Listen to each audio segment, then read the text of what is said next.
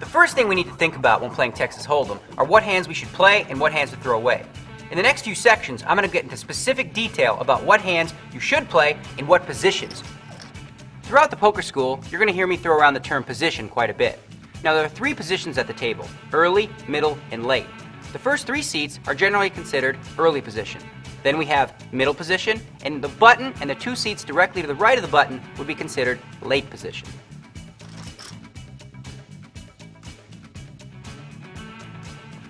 Well, the first group of hands that we're going to look at are big pairs and ace-king suited. Now obviously, you're going to play one of these hands in any one of the positions. But in early position, it's really important to make sure that you're raising to try to limit the field a little bit. You don't want to play 2 kings against 4 players. Now, moving on to middle position, if you've already had some action in front of you, again, it's important to raise, but you should be raising a little more to protect your hand. Now in late position, this is the best possible spot you could be in.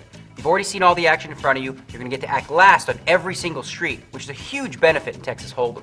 Now again, with one of these hands, you should raise. So in all 3 situations, you should basically be raising with these hands. Since they're so good, you want to put more money in the pot.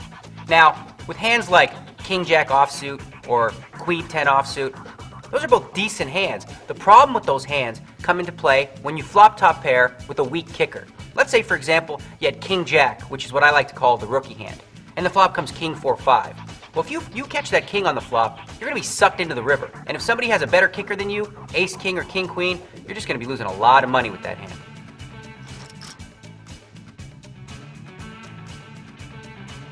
Probably the trickiest hands to play are those pesky middle pairs. I'm talking about jacks, 10s, 9s, and even 8s really.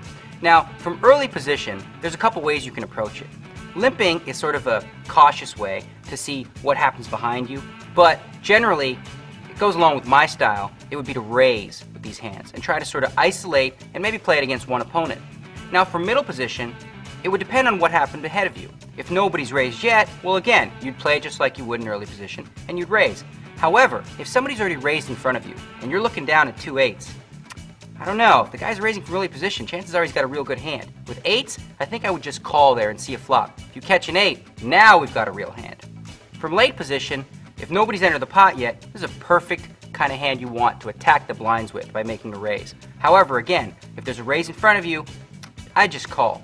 Now, if you're facing a raise and a re-raise, well, how can 2 8s or 2 9s be good? That's a time to save some money, throw it away, and don't find yourself in a bad spot with 8s up against a bigger pair like queens or kings.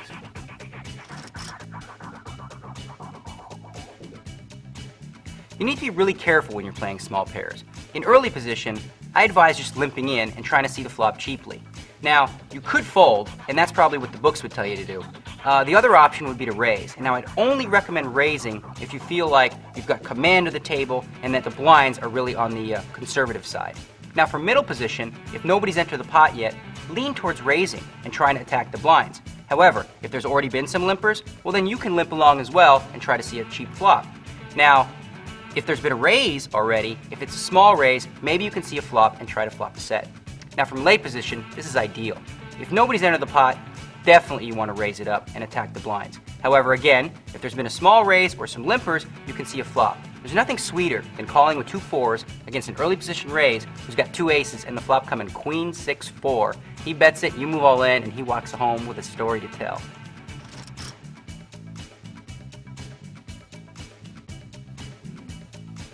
Suited connectors. Now we're getting into the fun stuff. If you play these hands correctly, you can win yourself a lot of money. From early position, with a short stack, you just got to throw it away. If you had a big stack though, you might be able to throw in a small raise for deceptive purposes. Now in middle position, if you're facing a raise, depends how big the raise is in relation to your stack size. If the raise is too big, well, you just can't play. However, if nobody's played, you can come in with a raise and go after the blinds. In late position, now this is where it gets fun. If there's a couple limpers, you go ahead and limp right along. If everyone's folded around to you, again, you go and raise to attack the blinds. But here, if an early position player raises and you think they might have aces or kings, this is perfect if you have a hand like 5-7 of diamonds. He has aces, so what? If you hit your flop, you've got him right where you want him. Think about it. Say you flop it straight. He bets, you raise, he sticks it all in. You're like, sweet, I got the nuts straight. He's got a story to tell his buddies about how bad you play. So the bottom line with suited connectors is it's really all about implied odds. Think of it like fishing. You're throwing out the bait, And then really what you're trying to do is reel in a big sucker if you hit a good flop.